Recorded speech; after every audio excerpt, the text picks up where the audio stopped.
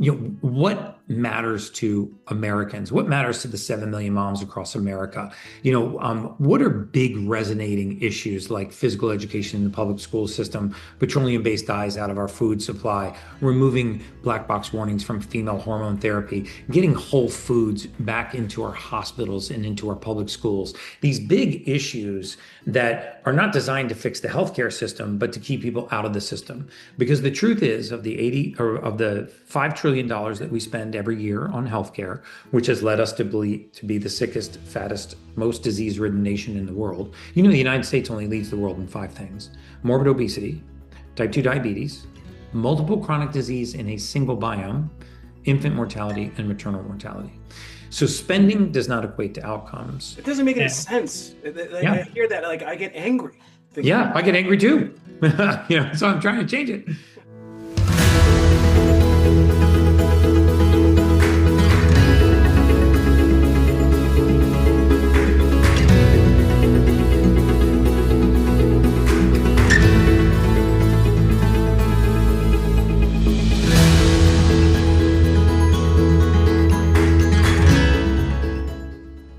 Hi, and thanks for watching and listening. My name is Mike Alden. That's Dr. Tara Marie Stayskool, and this is the Better Body Lab podcast.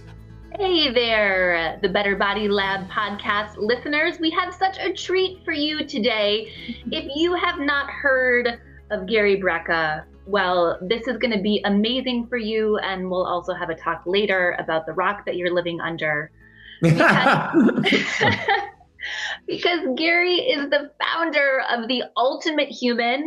That is not hyperbole. And if you're watching the video, he's even got the t-shirt on, which is now, dun, dun, dun, the largest media platform for wellness and longevity, which we were just saying before we came on is such social proof that this message is deeply important and resonating with so many people. Yes. So Thank exciting. You so much. Yeah, so exciting. I'm ready to fire this up. Thanks for being here, Gary. Oh, you know what? Hold on. I think before we get started. Mm-hmm. Oh, yes, dude. Come on. Taryn, where are you with your Ultimate Human swag? Being called out right now. Mike is now officially my favorite podcaster. Yes. I was so close. I had it within grasp, and then I just lost it. For those listening, I just put on the Ultimate Human hat that Gary actually gave both of us. This actually, I got to be honest, is probably Taryn's hat because I pulled it from a different closet. So this is probably hers. So yeah. Well, we are so delighted to have you with us here today. And I think one of the things that I would just love to start with is that so many people, I think, are accepting a quality of life, a reduced optimization of their health, then maybe they actually need to. And so, Gary, what is one thing that millions of people normalize that is actually a sign of declining health? And what can we do about it? Yeah, so what's interesting is we normalize different things at different ages, right? Mm-hmm. So, if you're my parents' age and they're approaching their 80s, all of their friends are on cardiovascular medication. They're all on beta blockers or calcium channel blockers or ACE inhibitors because they have high blood pressure. And generally in the menopausal years, you'll find that class of women is on thyroid medication. Very often they're on hormone therapy, or they should be on hormone therapy, but they've normalized things like brain fog, weight gain, water retention, poor sleep, poor focus, poor concentration. The truth is that what we've normalized are things that we chalk up to a consequence of aging, but they're not a consequence of aging at all. They're a consequence of missing raw material in the human body. And so, I'll give you a perfect example. As we age, and all of our friends start experiencing knee, hip, back, shoulder pain, rotator cuff pain, then it just sort of normalizes it in our social circle. And you're like, yeah, I have a bad back. I'm 58 years old. I'm 60 years old. Of course, I'm on blood pressure medication. I'm in my 60s. I've been on thyroid medication all my life. All my friends are on thyroid medication. What we've done is normalized the introduction of chemicals and synthetics and pharmaceuticals. More of what man makes us, less of what God gave us. And what we've also normalized is not feeling normal. It's really common for my clients to call me after working with me for like 6 or 8 weeks or 10 weeks and go, "Oh my God, Gary, I feel amazing." And I'm like, "You actually don't feel amazing." They're like, "What?" I go, "You feel normal." That's how normal is supposed to feel. We're supposed to have the libido of a lion, the waking energy of a tiger. You're not supposed to wake up with brain fog. Your feet, the soles of your feet and your ankles are not supposed to be sore and achy when you walk to the bathroom to take your first pee. You're not supposed to feel like you had a workout the night before when you haven't when you first wake up in the morning. Libido is not supposed to leave the building. You can thrive until you're in your 80s, in terms of your sexual energy. And so what's happened is, we have accepted a constantly eroding baseline sense of normalcy. It's like when you get the flu and you finally peel yourself off the bathroom floor and you feel normal again, you feel amazing because of the perspective of having been sick. And I would argue that more than 80% of Americans right now are walking around at 50% of their true state of normal. Mm. And they could be as close as a single nutrient away from feeling fully optimal. And if they knew what that nutrient was and they put it back in their body, it would make all of the difference in the world. And it may be several nutrients, but I don't believe that we're as sick or diseased or as pathological as we think we are. I think we are nutrient deficient. Hmm.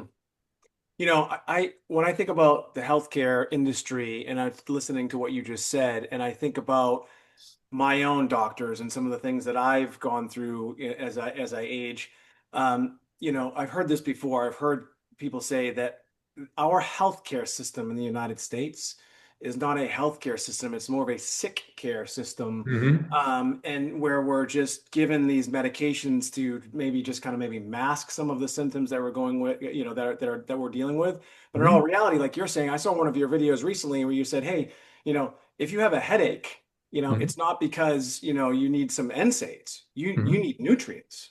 And Yeah. and it's interesting. So my long-winded intro to this question is does it need to start with our practitioners and the people that we're going to and seeing on a daily basis and having them being more educated on the things that you're talking about that obviously seem to be resonating with the public?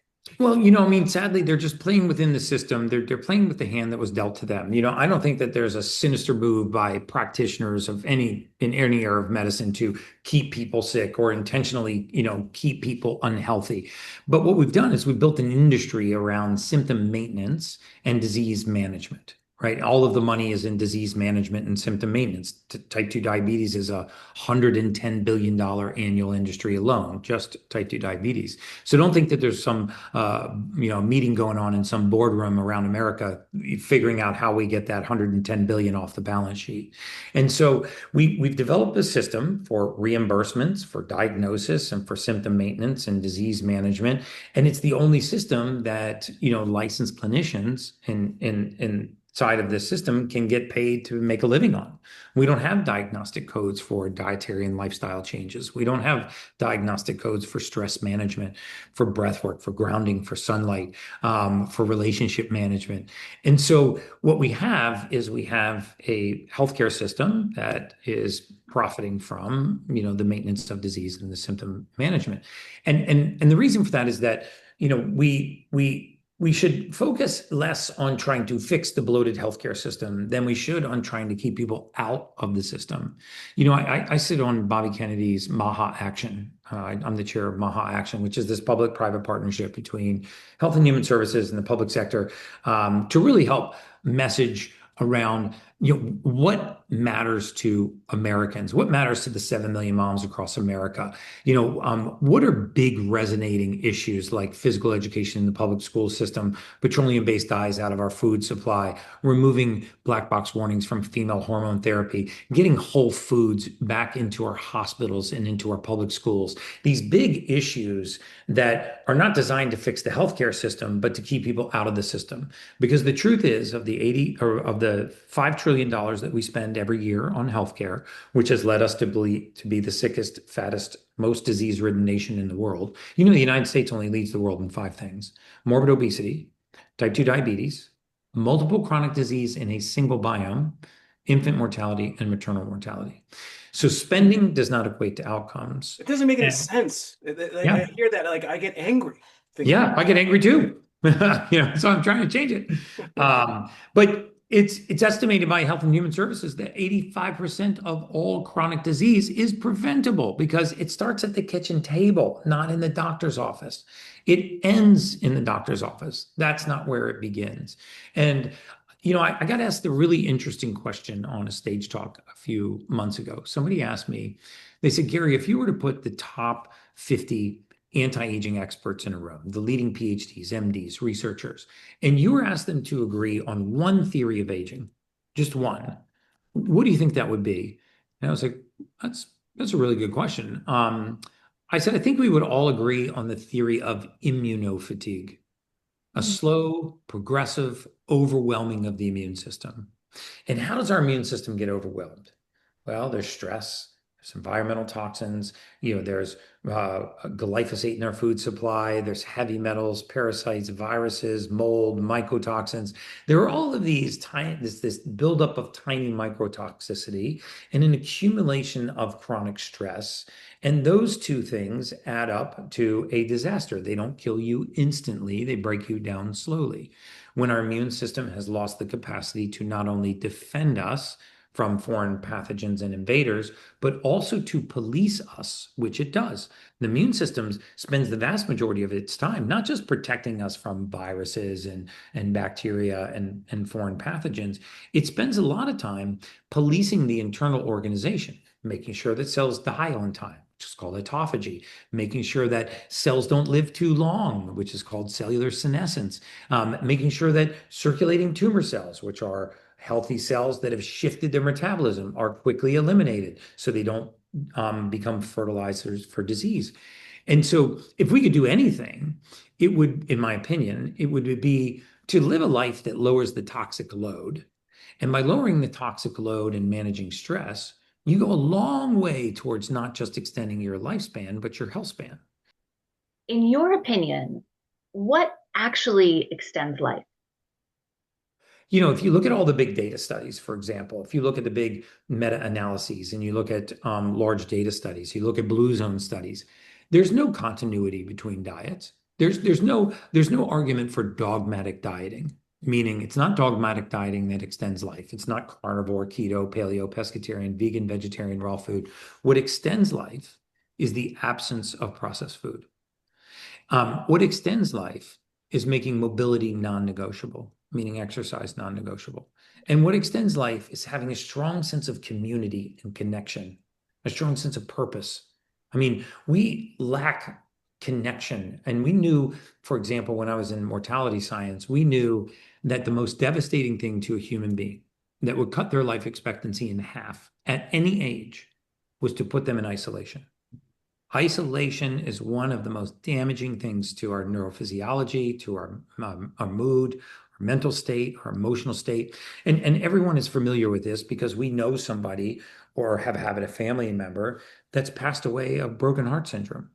What happens when a couple's been married 40, 50, 60 years? My parents have been married 60 years. By the grace of God, they're still with me. But when one spouse passes, what happens to the other spouse? They usually pass very quickly. And why is that? It's because it's the first time they've been isolated, sometimes in half a century. If you look at some of these horrific crimes and events that are created by a lot of the youth in our country, they are generally the most isolated from society. They don't have community and connection. And if you look at blue zone and meta-analysis studies, there are no blue zones where there isn't a strong sense of community, faith, community, connection. This is medicine. Food is medicine. And so is mobility. We just don't associate it with us living a long, healthy, happy life. That's so fascinating. And I'm sure you've seen this study. You had me thinking about it, so I wanted to share it with our listeners while we were talking with you. That Cigna has done a series of studies over time on loneliness and isolation. And they actually found that people who indicated that they were lonely or very lonely, the health impact was as though they were smoking an entire pack of cigarettes. That's right. That's exactly right. And why is that? because what loneliness does is it has a direct physiologic effect on the nervous system. In our autonomic nervous system, the one that you don't have to think about, that if you got up out of your chair right now and went for a brisk walk, your autonomic nervous system would raise your heart rate and it would start to circulate more blood. It would raise your respiratory rate to bring in more oxygen. You're sitting right now and your autonomic nervous system is regulating your pulse and your heart rate and your respiratory rate. It's regulating your immune system. It's regulating your thyroid, your metabolism, your body temperature. It's doing all of these things, literally causing your heart to beat. And you don't have to think about it. But it exists in two states. It has what's called a sympathetic state and a parasympathetic state. And Taryn, I know you are extraordinarily familiar with this, so I'm preaching to the choir. But for your audience, The choir isn't all familiar with it, so you okay. preach. So I'll preach to the rest of the choir. You can talk to me. I have no idea what you're talking about. Okay, great. I'm going to talk to Mike for a minute. The hat thief, and when it gets trapped in something called a sympathetic state, which is the state of fight or flight. What happens is you're not just in a state of fight or flight, and not in the parasympathetic state where you're in this rest and digest state, which is what stress does to us. You're in a state where the priority is alertness and defense and the confrontation of fear. And so during those times, evolutionarily and ancestrally, these were times where, digestion doesn't matter when you have a tiger in your face. Rest doesn't matter when you have a tiger in your face, particularly your hormones being balanced at that moment doesn't matter. Nothing matters but defending yourself against that threat. But when you get into that state because of chronic stress, because of over toxifying the body, because you eat a diet of highly processed foods, because you don't have regular sleep patterns, because you lack sunlight, you lack community, you lack connection, you lack nutrition, and that nervous system gets trapped in that state, then it has a direct impact on our immune system's ability to defend ourselves. One of the reasons why 85% of all autoimmune disease is found in females is not because autoimmune disease is selective by sex. Autoimmune disease is selective by weakness. And women have a tendency to get trapped in something called caregiver syndrome. It's like their greatest attribute is their greatest villain, right? They have a tendency to put the needs of everybody else before the needs of themselves, their spouse, their kids, their career, their coworkers, what have you. And they slowly put themselves further and further into the back seat. They don't engage a lot in self-care. They might even feel guilty about self-care. And then bang, the immune system is run down so much, they end up with an autoimmune disease at alarmingly higher rates than men. And this has nothing to do with sex. It has everything to do with weakness. And so we're starting to realize the impact that stress management and lifestyle and diet has directly on how we feel today. It's interesting in the mortality space, when we were predicting life expectancy, we used big data. One of the greatest factors that impacted somebody's healthy, happy lifetime was what we called modifiable risk factors. These were dietary and lifestyle changes that if people would have added on average 7 years, not just to the health span, but to the lifespan, or not just to the lifespan, but to the health span of the people that were applying for these life insurance policies. And I'm so excited that people like Taryn and folks in our industry are waking up to this and getting the message out that we have so much more control over the status of our own well-being than we think. Historically, I would say pre-pandemic time, so at some point in history, it's going to be pre-pandemic, post-pandemic. Like before or after the death of Jesus, it's going to be that, that hallmark is going to be there because the pandemic woke up billions of citizen scientists. And people said, I've had enough. I'm taking my healthcare choices into my own hand. I have a questionable distrust of the hierarchy, and I'm going to go on my own journey. And I really applaud that. It happens to be the fastest growing area of human interest worldwide, wellness, longevity, and anti-aging. And I think that more people are trying to become more empowered to make their own healthcare choices. And I find something else fascinating about this longevity and wellness space and this anti-aging space is that we're sort of getting full circle and coming back to the basics. Whole food diet, community, connection, sense of purpose, our relationships, the depth of our relationships in the largest longevity study run by Harvard ever conducted on the surface of Mother Earth found that the depth of your relationships, the quality of your immediate relationships, has a bigger determining factor on your lifespan than any other single variable. And and finally, we're starting to recognize that things like those are medicine. We think of medicine as pharmaceuticals and synthetics and chemicals. Um, but sunlight is medicine. Grounding breath work is medicine. Whole foods are medicine. Community and connection is medicine. It's just reframing how we think about the control that we have over the trajectory of our life. Gary, I heard you say citizen scientist, which is a great term. I don't think I've heard it before. And Taryn and I had someone else on. We were talking, and we asked them this question, which is, who do you trust in Mhm. this day and age with information related to your health and wellness? Where do you go? Well, it's a difficult question. It's a great question.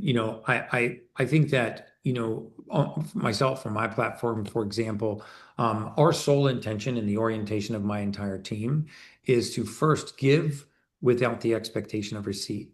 So very often when you attach the expectation of a receipt, of the receipt of something in return to a message, then the message is altered by whatever your expectation of receipt is. Is it an affiliate link? Is it to put somebody into a VIP program? Is it to sell a product or a service? Or is it to really just give information without the expectation of receipt?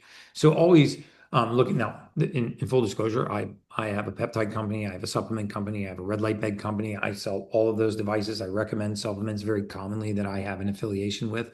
I have an intentional desire to make the biggest most profitable companies in America and the most influential companies in America, the ones that are in service to humanity.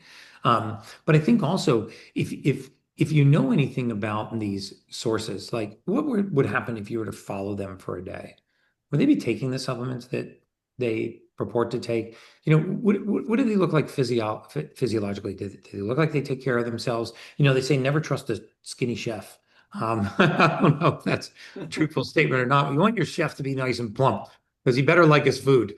Um, and so I know it's difficult, especially in the day of TikTok and Instagram and what have you. There's a lot of Instagram and TikTok influencers out there that have an angle towards something.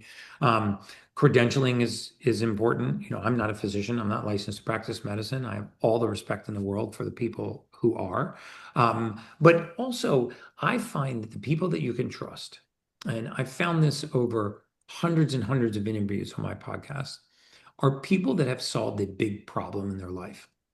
In fact, I believe that the most impactful, purpose-driven, powerful people in the world are the people that have solved the biggest problem. So I've had some highly, highly credentialed people on my podcast, PhDs, MDs, researchers, people that are really moving the needle. But I've also had soccer moms that had children with autism and became their own citizen scientist and solved it for their child.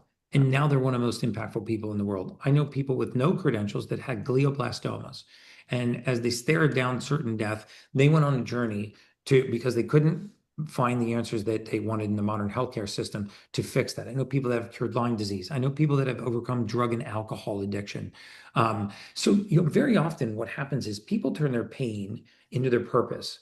And those usually are very credible, very authentic, very trustworthy people because they talk in very narrow bands about the problem they had and the solution that worked for them. And I find those to be really trustworthy sources. Hmm. I love how you identified that. And that is such a powerful way, I think, for me and for Mike and for all of us to really think about vetting all of the information that's coming toward us on social media. So thank you for Yeah. that. That was Yeah. I that. mean, you find me a young mother that had a sick child with a debilitating ailment, and they somehow were able to walk that child out of that ailment. Not only are they passionate, but they know exactly what their purpose is. And their intimation to share that is because they know the pain and hurt that they went through, and they want to alleviate that from other people. And it tends to be a very authentic, very intentional thread. Um, and they may or may not be the most credentialed, academically, the most credentialed people in the world. Um, So I think that's another positive shift coming out of, this Yeah. post-pandemic era where people are searching for authentic information. Yeah. And feel sort of deputized in a way to find their own answers. Hmm. Yeah. Yeah. If you've been listening or watching this podcast, you already know that we don't chase hype. We focus on what actually works, real science, real results, and real quality. And that's exactly why we've partnered with Body Care MD. Body Care MD is built around one simple idea: give people access to high quality, thoughtfully formulated wellness solutions with all of the noise and all the confusion that's out there right now. So whether you're focused on weight loss, recovery, longevity, or just feeling better day to day, they've actually created products that are actually designed to support your body, not just market towards you. And the best part is they make it easy. So if you want to check them out, go to bodycaremd.com and use BODY25, that's BODY25, for 25% off of your first order. Now, if you've been waiting for a sign to dial things in, this is probably it. Sort of building on your last answer, I think one of the things that's really top of mind for so many people, call it in this sort of field of well-being and longevity and health optimization, is we're really on the forefront of sort of looking at what can peptides do for us in terms of, anti-aging, wellness, longevity.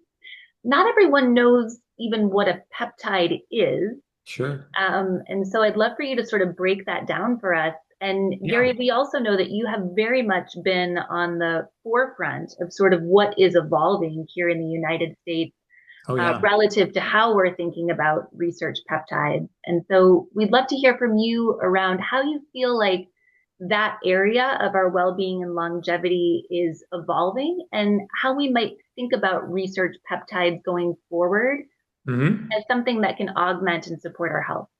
Yeah, so I've been very, very active legislatively with Health and Human Services, the FDA and other agencies, really pushing to get peptides from what's called Category 2 back onto Category 1, back onto what's called the bulk list, out of the compound for research use only, and back onto the compound for human use.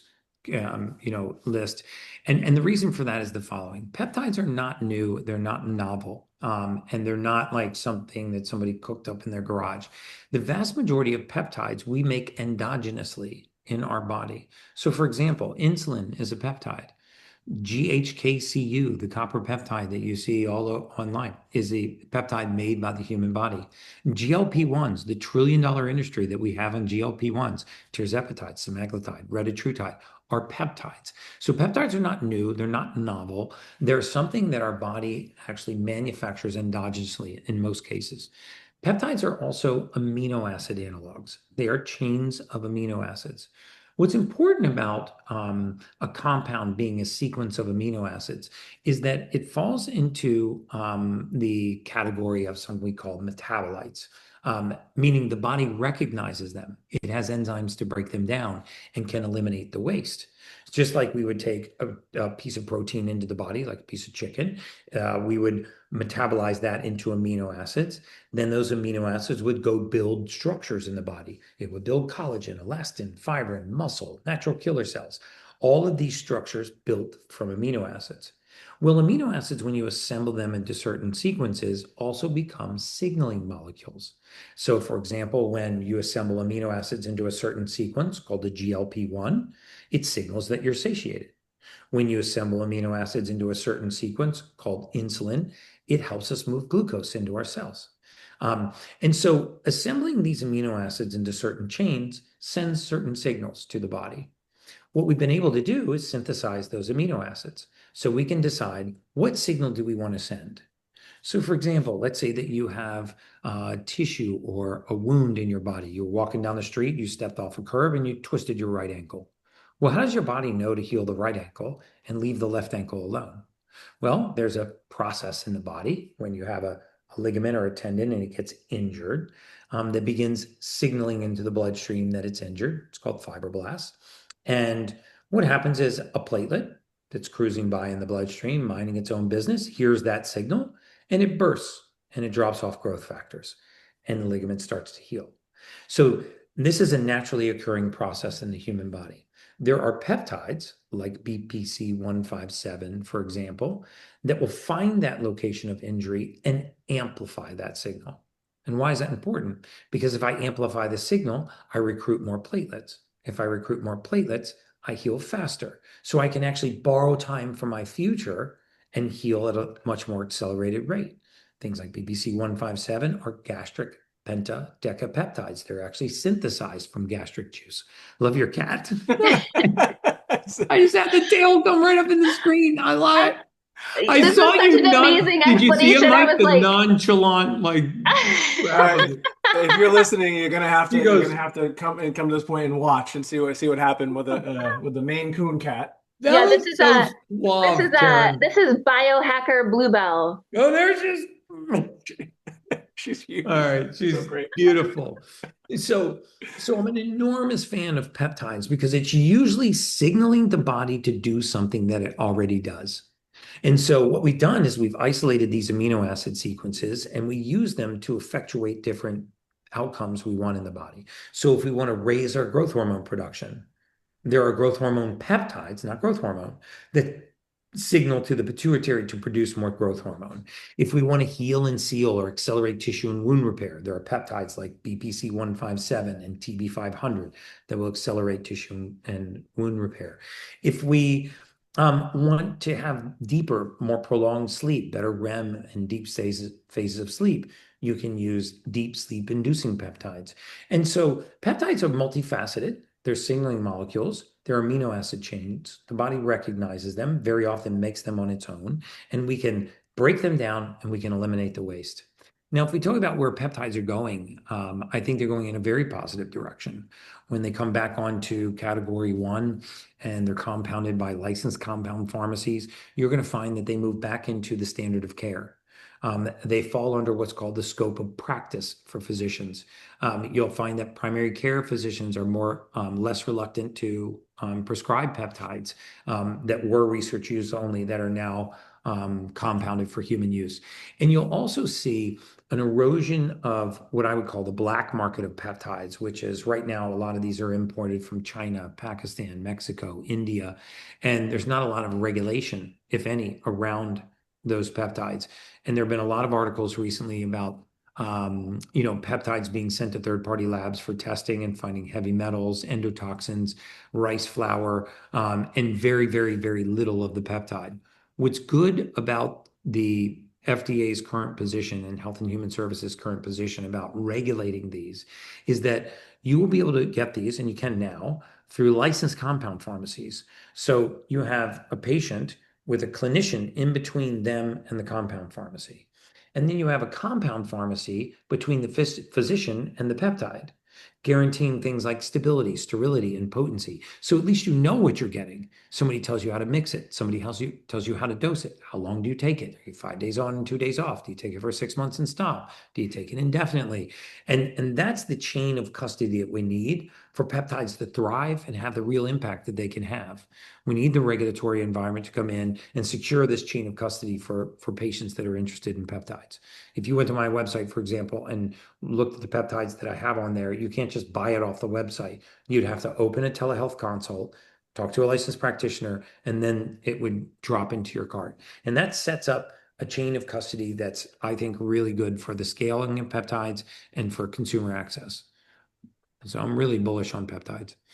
Karen and I are both big fans of peptides, as well as, you and I, all three of us had this conversation a couple weeks ago.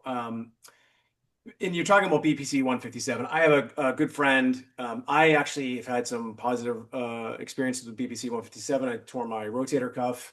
I haven't had an MRI since, but I'll just, I'm pretty much back to where I was before as far as the ability to lift heavy, so to speak. Mm-hmm. And I have a really good friend who's in a lot of pain, and he's tried a lot of different things, and he's reluctant, for whatever reason, to try BPC 157, despite the fact that he knows me and trusts me and things like that. And his comments to me were, well, Mike, from what I understand, again, BPC 157 in particular, there is no human clinical evidence about BPC 157 as it relates to safety and efficacy. Mm-hmm. And I'm just curious, like, what are your thoughts, not only just on BPC 157, but others that are in that similar area, and how should people go about looking at that? Yeah, so I have three answers to that. First of all, it's patently false that there's no peer-reviewed, published, randomized clinical trials in human beings on peptides. Some of it was not done in the United States, but it was absolutely gold standard science. Many of these peptides are considered pharmaceuticals in other countries, and they've gone through pharmaceutical grade research studies outside of the United States. We're not the only ones that do good clinical research. The second thing that I would say is there's no incentive to do this because these are compounds that you cannot patent. They're endogenous to the human body. When you're linking amino acid chains together, if you go and do a $10 million randomized placebo-controlled clinical trial and you prove the effectiveness, you just proved it for all your competition in the market. And there's no driver for somebody to perform the exercise and go through the 10 years of brain damage to guarantee under our current system that they work because essentially you're just handing the win to anybody that wants the win. Whereas you will see pharmaceutical companies will go through the brain damage of conducting randomized placebo-controlled clinical trials. They'll have them peer reviewed. They'll be published in major journals because at the end of that, they have a 17-year patent cycle on a drug, a chemical, a synthetic or pharmaceutical that's now worth billions, potentially even trillions of dollars, like mRNA vaccines, like statins, like GLP-1s. And the final thing that I would say is we also have data. We have voluminous amounts of data, and you cannot ignore big data. For example, there is zero evidence that parachutes work. We have never done a placebo-controlled, randomized, independent, peer-reviewed clinical study on parachutes. Would anybody jump out of a plane without one? And the reason why they wouldn't is because we have data, right? By the way, who wants to be in that placebo group when we go and prove that parachutes work? So as we sit today, there is no evidence that parachutes work. No one can make the claim that parachutes are safe, that they are effective, or that they have any use in jumping out of an airplane because it's never been studied and it's never been proven. But we have data. And sometimes we can accept the data in large populations, even of anecdotal data. Tens of millions of prescriptions written for these peptides with very few, if any, adverse events. What you find are adverse events coming from knockoff peptides and from these secondary and black markets. But if you're getting that compound from a licensed compound pharmacy through a clinician that is licensed to prescribe that compound, even if it's not required by prescription, you're ensuring a chain of custody that puts you in the data set where we have lots of data. So I would actually argue the exact opposite for peptides. I love that analogy. Like the absurdity of it makes it just also just hammers home the point. I loved it. I loved it. Yeah. Yeah. Yeah. Yeah. This is, there's a lot of, when you bring common sense and big data together, which artificial intelligence is about to do, by the way, you're going to see artificial intelligence upend modern medicine in a way that's going to be catastrophic for a lot of the mainstream system, right? Because you can't hide from the big data. Right? The big data is going to say X millions of people were placebo controlled for a certain medication. And based on the outcomes where we tried to handle this narrow sliver of an impact of cardiovascular disease, we actually increased all-cause mortality. We put you on a corticosteroid for inflammation, but that actually forced a joint replacement. We created a chemical dependency. We created a tachyphylactic response. We created a desensitization response. And we actually bought ourselves a bigger problem further down the road, even though it was proven effective for that single, narrow outcome. And you're going to see artificial intelligence, which can take 700 trillion independent variables and create an actionable result, bubble those things right to the surface. I love it. I do too. Your explanations are so great. They're Oh, so thank you. dynamic. They're so insightful. They're exciting. You liken it to other things. If you're not familiar with a peptide, you are familiar with a parachute, right? And it's like, oh, that makes sense. It's so much fun to talk to you. Yeah, the interesting thing is most people are familiar with peptides. They just don't know it. I mean, I don't think there's anyone in adulthood that's never heard of insulin, right? They just don't know that it's a peptide. Yeah. Most people know what GLP-1s are, but they think they're pharmaceutical compounds. No, GLP-1s we release in our own gut. We release them in response to satiety, to nutrient density. The reason why you can eat 4 boxes of Oreos, but you can't eat your way through 4 avocados is because 4 avocados is too nutrient dense. Your GLP-1 will be through the roof, but you have no GLP-1 response to eating a box of Oreos or 4 boxes of Oreos because they are chemically engineered to circumvent the GLP-1 response. And so when we get in sync with nature, right? How do I raise GLP-1 without injecting it? Eat nutrient-dense foods. Um, how do I lower insulin without using insulin? How do I lower blood sugar without using insulin? I exercise. I eat less high glycemic, highly processed foods. So we can influence these peptides in our body. And I think when you start to reframe, well, wow, insulin is a peptide, GLP-1 is a peptide. Maybe I shouldn't be so afraid of these. I didn't know that my body makes GHKCU. So if we make it endogenously, it can't be that bad if the body makes it on its own. As we age, what happens is a lot of these endogenous production of peptides decreases. And so if you can augment decreased production so that you, with a peptide, then you're actually using a physiologic solution that your body recognizes to move yourself towards a state of optimal health, rather than putting something synthetic or something chemical or something pharmacological into the body. I love that we were just talking about Oreos because that is such a great segue to what I want to talk about next. So you said something earlier that I want to just highlight as we kind of move into this section of our time together. So you talked about well-being and longevity starting at the kitchen table, not in the doctor's office.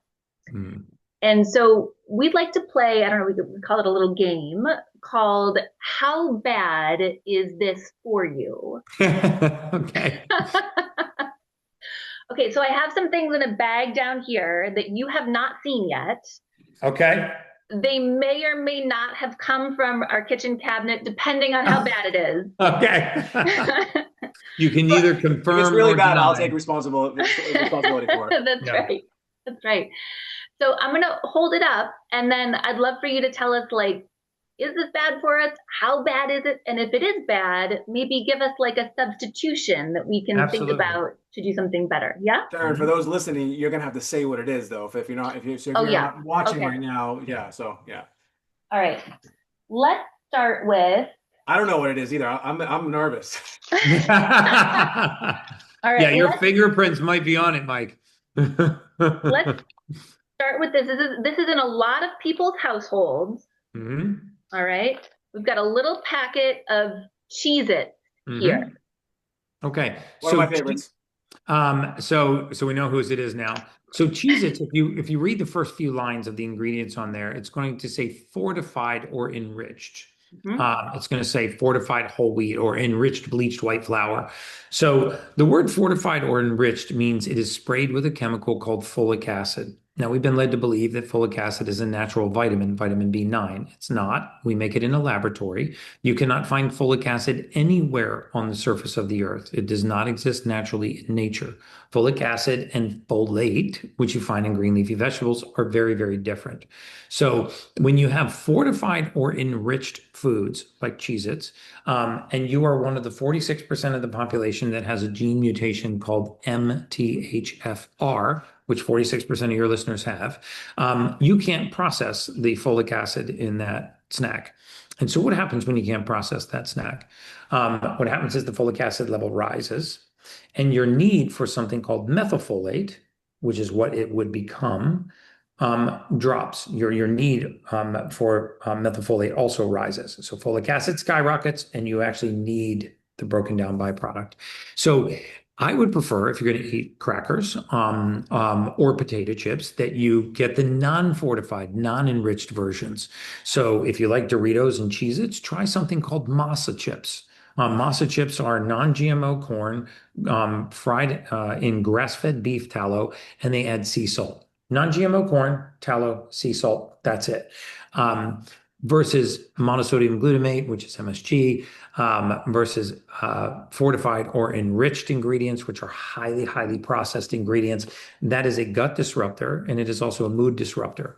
Children that have this gene mutation, when you feed them folic acid, it becomes a full contact sport to get them in the car to go to school in the morning, because folic acid is contained in white flour, rice, bread, pasta, cereals, and grains of any kind, unless you buy the organic version.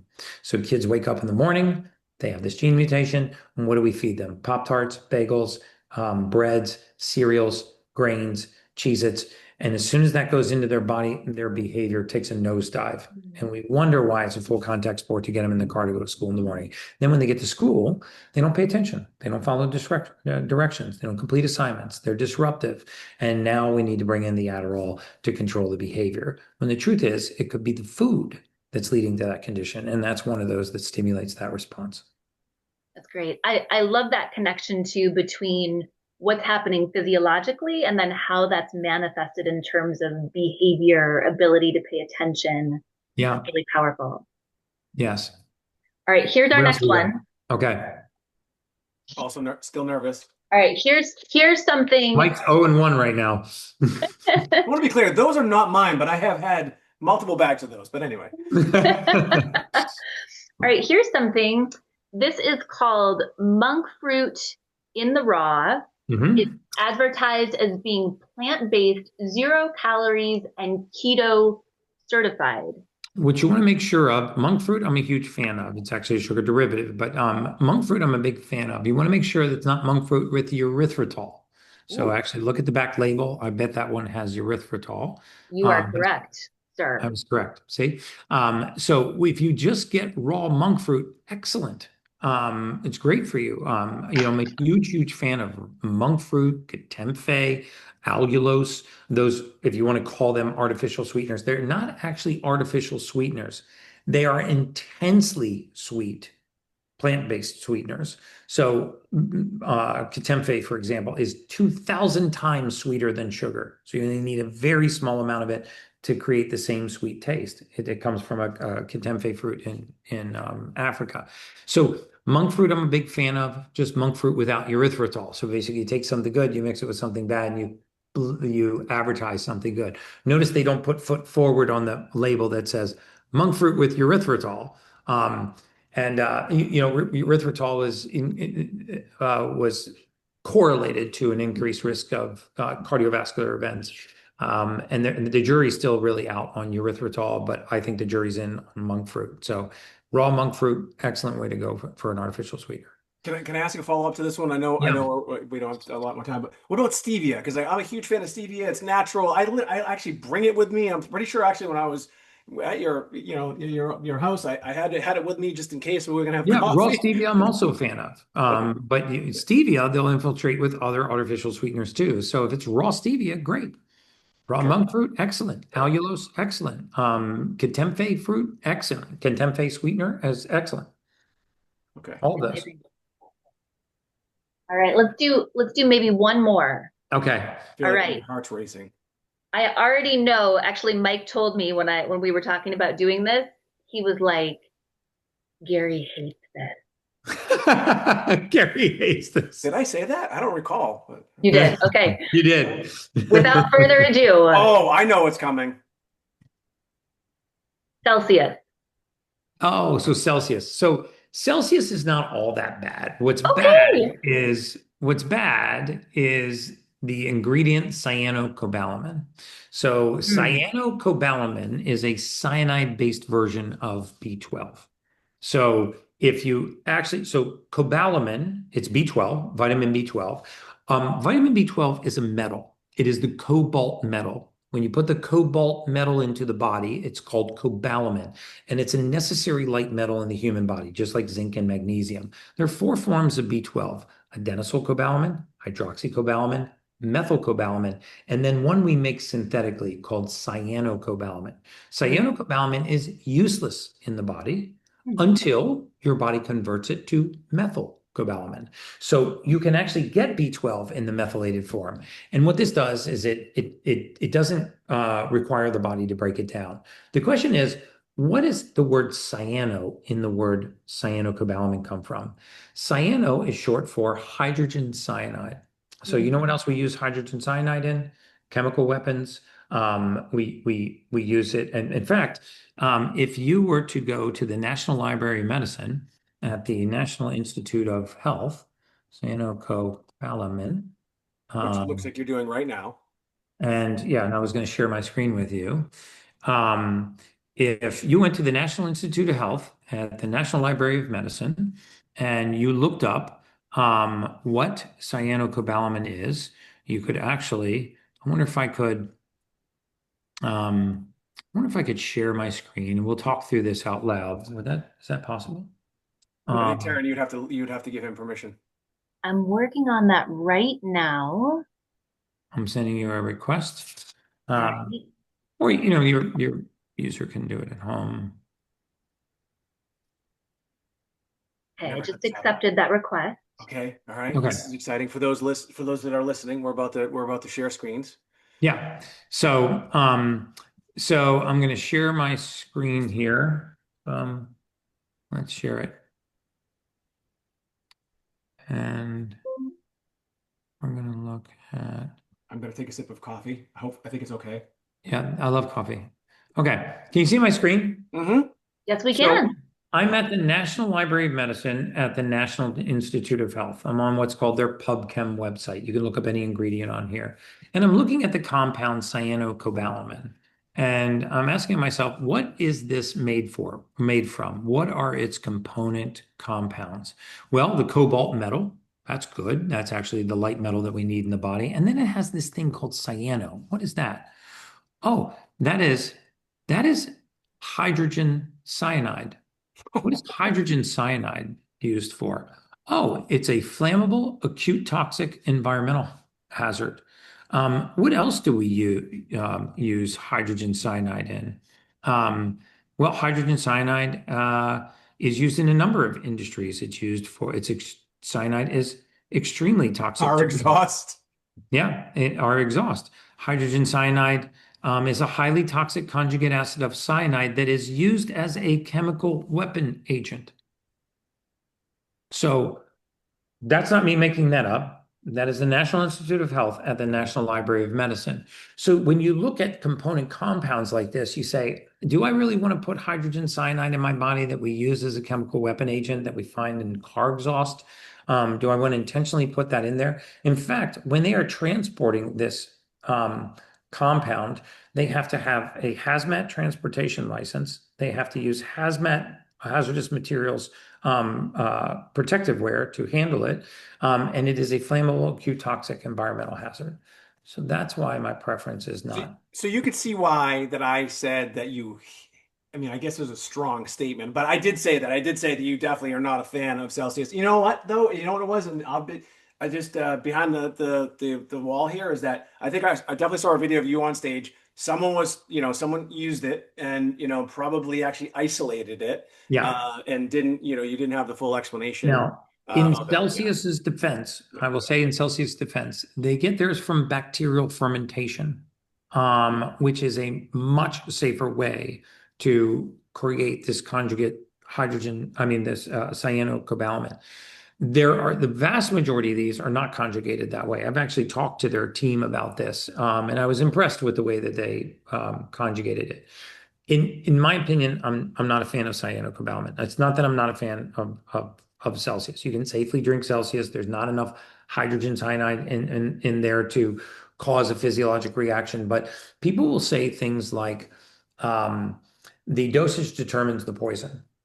And, very often I don't believe that the dosage determines the poison. I believe that the cumulative dosage determines the poison, right? I mean, nobody got mercury poisoning from a single piece of tuna fish.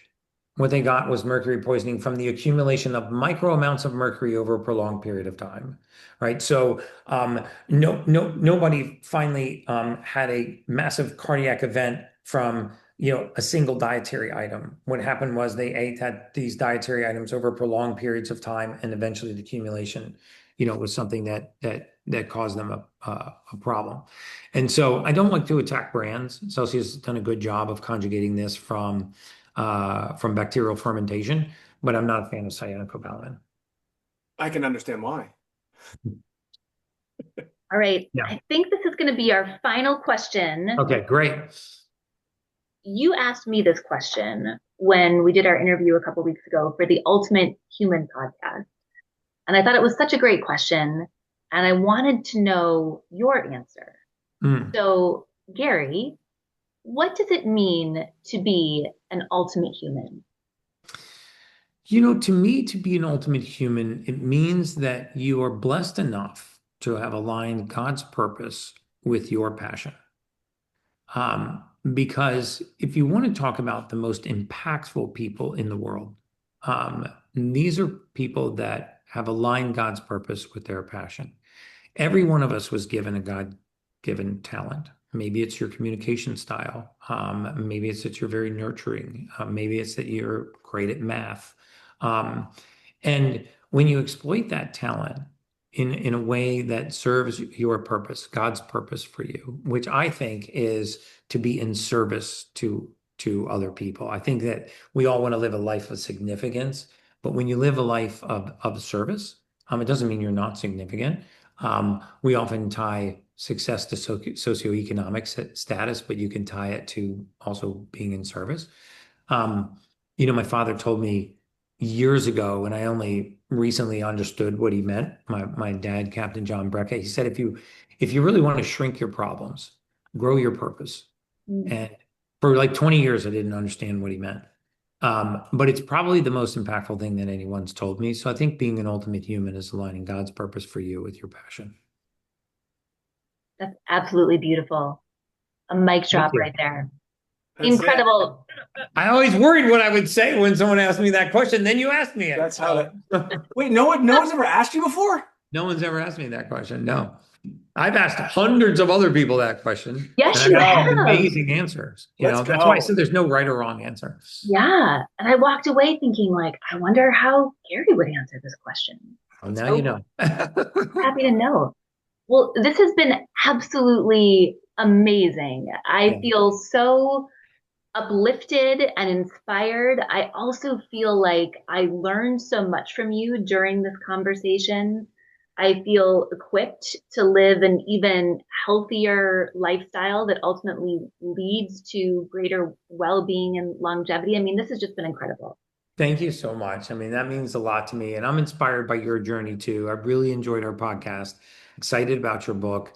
And, I think that, there are more people that need us than there are people to serve them. And, you are certainly one of those authentic, intentional characters that I think is going to go on a meteoric rise here because your purpose is definitely aligned with your passion. So I wish you all the success too. Love it. That's good. Thank you so much. You didn't have And to. truthfully, how many of those 3 were Mike's and how many were yours too? Is he 0 for 3? I love it. No. I do most of the grocery shopping. We share the monk fruit, and we share in the Celsius. Yeah, I think I'm probably responsible, at least partially responsible for all of it. Okay, great. Yeah. It was so lovely to have you on the show today. For those of you that are, what were you going to say? I said it's a blessing to be on here. Thank you. We're honored to have you. For those of you that are tuning in, I know you're just going to run right over to The Ultimate Human on Instagram, on Facebook. Check out all of Gary Brecka's incredible clips on YouTube. And speaking of living your purpose and your passion, you seem to be constantly doing workshops and webinars that are of service to people. I know you've got one coming up on sleep. Yeah. And so 29th and 30th of this month, I have a sleep challenge. So I promise you a 33% improvement in your current sleep score. Whew, it's going to be good. It's going to be good. So thank you so much for all the goodness that you're putting out into the world, all of the ways that you are helping so many people. And it's a delight and an honor to be here with you today. Thank you so much, guys. We'll talk again very soon. Absolutely. Sounds all right. Great. Bye-bye. Bye-bye.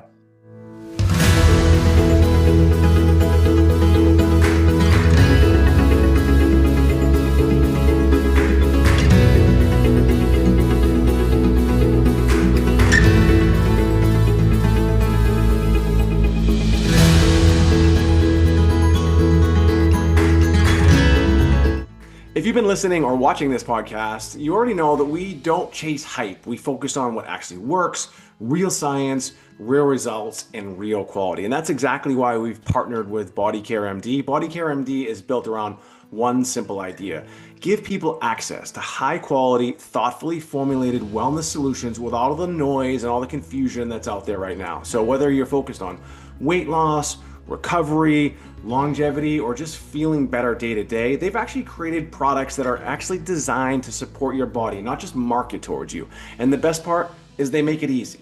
So if you want to check them out, go to bodycaremd.com and use BODY25, that's BODY25, for 25% off of your first order. Now, if you've been waiting for a sign to dial things in, this is probably it.